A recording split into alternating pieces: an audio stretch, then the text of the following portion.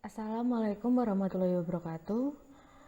Saya Radendra Hoirunisa. Di sini saya akan mempresentasikan PPT saya yang berjudul Lembaga Penjamin Simpanan. LPS atau Lembaga Penjamin Simpanan merupakan suatu lembaga independen yang berfungsi menjamin simpanan nasabah perbankan di Indonesia.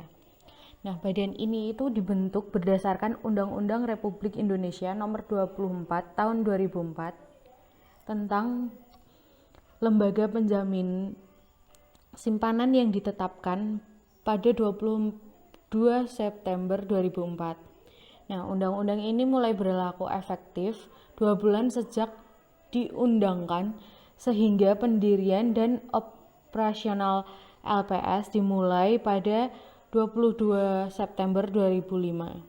LPS berstatus badan hukum dan bertanggung jawab kepada Presiden Republik Indonesia.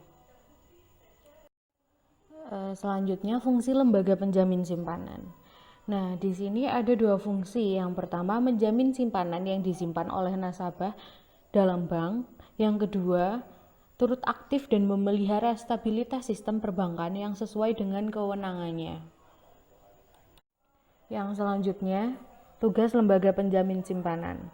Nah, di sini ada beberapa tugas dari LPS itu sendiri. Yang pertama, membuat serta menetapkan kebijakan pelaksanaan penjaminan simpanan. Yang kedua, melaksanakan penjaminan simpanan. Yang ketiga, membuat dan menetapkan kebijakan sebagaimana upaya aktif memelihara stabilitas sistem perbankan. Yang keempat, membuat, menetapkan, serta melaksanakan kebijakan penyelesaian bank gagal yang tidak berdampak sistemik. Yang terakhir yaitu melakukan penanganan terhadap bank gagal yang berdampak sistemik.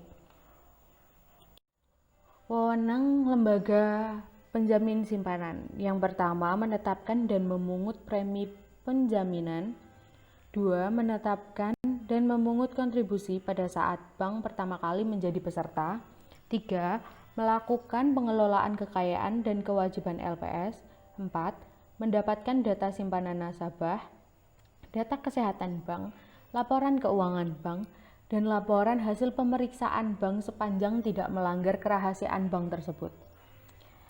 Kelima, melakukan rekonsiliasi, verifikasi, dan atau konfirmasi atas data pada wewenang ke poin keempat.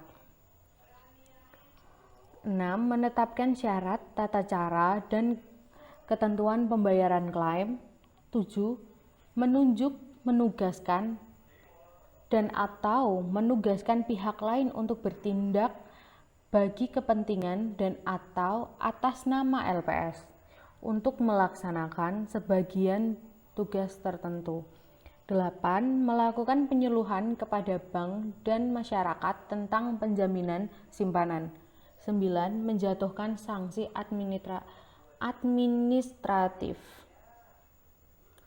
Nah, di sini saya juga akan menjelaskan nilai simpanan yang dijamin oleh LPS. Nah, nilai simpanan yang dijamin oleh LPS yaitu sebesar 2 miliar rupiah maksimal per nasabah per bank. Nah, apabila nasabah mempunyai beberapa rekening simpanan dalam satu bank, maka simpanan yang dijamin dihitung dari jumlah saldo seluruh rekening. Nilai simpanan yang dijamin itu meliputi simpanan pokok ditambah bunga untuk bank konvensional dan simpanan pokok ditambah bagi hasil untuk bank syariah. Nah, sedangkan untuk simpanan di atas 2 miliar rupiah akan diselesaikan oleh tim likuidasi berdasarkan likuidasi kekayaan bank. Untuk nasabah yang mempunyai rekening gabungan atau joint account, maka saldo pada rekening gabungan dibagi sama besar antar pemilik rekening. Cara pembayaran klaim nasabah. Adapun cara pembayaran klaim nasabah adalah sebagai berikut. Pertama, LPS menentukan simpanan nasabah yang layak bayar. Setelah rekonsiliasi dan verifikasi data simpanan nasabah, bank yang dicabut izin usahanya dalam waktu 90 hari kerja sejak izin usaha bank dicabut. Yang kedua, LPS mulai membayar simpanan yang layak bayar selambat-lambatnya 5 hari kerja sejak verifikasi dimulai. Yang ketiga, jangka waktu pengajuan klaim penjaminan adalah 5 tahun sejak izin usaha dicabut. Nah, bagi nasabah yang merasa dirugikan, dapat mengajukan keberatan kepada LPS didukung dengan bukti nyata dan jelas, serta melakukan upaya hukum melalui pengadilan. LPS menjamin simpanan seluruh bank konvensional dan bank syariah di seluruh wilayah Republik Indonesia, baik bank umum maupun bank kreditan rakyat atau BPR. Di sini saya akan menjelaskan syarat agar klaimnya dibayar oleh LPS. Itu ada beberapa syarat. Yang pertama, simpanan nasabah tercatat dalam pembukuan bank. Kedua, nasabah tidak memperoleh bunga simpanan yang melebihi tingkat suku bunga wajar yang ditetapkan oleh LPS, atau nasabah tidak menerima imbalan yang tidak wajar dari bank tersebut. Nah, yang ketiga, nasabah tidak melakukan tindakan yang merugikan bank seperti memiliki kredit macet. Nah, ini dijelaskan sesuai pasal 37B Undang-Undang Nomor 10 Tahun 1999 tentang perbankan, di mana setiap bank wajib menjamin dana masyarakat yang disimpan pada bank yang bersangkutan.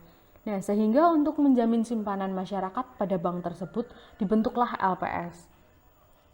Ketentuan tersebut dipertegas kembali dalam pasal 12 UU LPS yang menyebutkan bahwa setiap bank yang melakukan kegiatan usaha di wilayah Republik Indonesia wajib menjadi peserta penjaminan LPS. Nah, semua biaya peserta penjaminan simpanan LPS akan ditanggung oleh bank yang bersangkutan, sehingga nasabah tidak dibebani oleh biaya apapun. Namun, hak nasabah atas bunga simpanan terhenti ketika bank tersebut dicabut izin usahanya. Nah, di sini jenis bank peserta penjaminan LPS meliputi bank umum dan BPR, termasuk bank nasional, bank campuran dan bank asing, serta bank konvensional dan bank syariah. Oke, di sini saya akan menjelaskan kewajiban bank terkait simpanan yang dijamin oleh LPS. Agar simpanan nasabah di bank mendapatkan jaminan oleh LPS, maka sebagai peserta penjaminan LPS, setiap bank wajib 1. Menyerahkan dokumen antara lain salinan anggaran dasar dan akte pendirian bank, salinan dokumen perizinan bank, surat keterangan dari LPP mengenai tingkat kesehatan bank, surat pernyataan dari pemegang saham atau pengendali bagi yang berbadan hukum koperasi, serta kantor pusat dari cabang bank asing, direksi, dan komisaris. Menyampaikan laporan secara berkala, membayar kontribusi kepesertaan dan premi penjaminan. Yang kedua, memberikan data, informasi, dan dokumen yang dibutuhkan oleh penyelenggaraan penjaminan. 3. Menempatkan bukti kepesertaan atau salinannya di dalam kantor bank atau tempat lain agar mudah diketahui oleh masyarakat. Yang keempat, menempatkan pengumuman pada seluruh kantor agar diketahui dengan mudah oleh nasabah mengenai maksimum tingkat bunga yang dianggap wajar dan ditetapkan oleh LPS, maksimum nilai simpanan yang dijamin oleh LPS. Sumber pendanaan LPS. Pemerintah mempunyai komitmen untuk tetap menjaga keberlangsungan LPS serta menjaga kepercayaan masyarakat terhadap LPS. Nah, untuk menjalankan fungsi tersebut, LPS bisa mengambil sumber pendanaan yang berasal dari: pertama, modal awal yang berasal dari kekayaan negara yang dipisahkan sebesar 4 triliun. Yang kedua, kontribusi kepesertaan yang dibayarkan ketika bank pertama kali menjadi peserta. Yang ketiga, premi penjaminan yang dibayar bank tiap semester. Yang keempat, hasil investasi cadangan penjaminan. Di dalam UU LPS, hal tersebut sudah diatur. Jika LPS sampai kekurangan modal awal, maka pemerintah akan menutup kekurangan tersebut setelah mendapatkan persetujuan dari DPR. Nah, sedangkan jika LPS mengalami kesulitan likuiditas dalam pembayaran klaim penjaminan, maka pemerintah akan memberikan pinjaman kepada LPS. Nah, struktur organisasi LPS terdiri dari Dewan Komisioner dan Kepala Eksekutif, di mana Dewan Komisioner merupakan pimpinan LPS yang dipimpin oleh seorang ketua Dewan Komisioner. Nah, Dewan Komisioner LPS diangkat oleh Presiden, sedangkan Kepala Eksekutif merupakan anggota Dewan Komisioner yang bertugas melaksanakan kegiatan operasional LPS tersebut. Sekian presentasi dari saya. Jika ada kurang lebihnya mohon maaf. Saya pamit undur diri. Billahi fisabilil haq, fastabiqul khairat. Wassalamualaikum warahmatullahi wabarakatuh.